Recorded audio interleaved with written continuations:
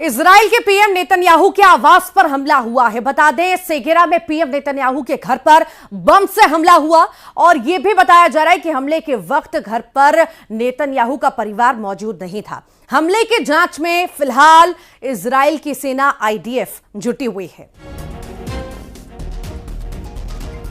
तो इजराइल के PM Netanyahu के आवास पर हमला हुआ है। यह भी आपको जानकारी दें कि सेगेरा में पीएम नेतन्याहू के घर पर बम से हमला हुआ है और हमले के वक्त घर पर नेतन्याहू का परिवार मौजूद नहीं था। इससे पहले भी कुछ समय पहले हमला हुआ था, उनके घर के पास ही हमला हुआ था। उस समय भी घर पर परिवार मौजूद नहीं था।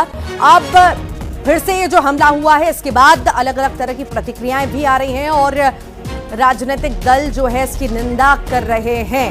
ये बड़ा हमला पर राहत की बात यह है कि इस वक्त कोई भी मौजूद घर में नहीं था।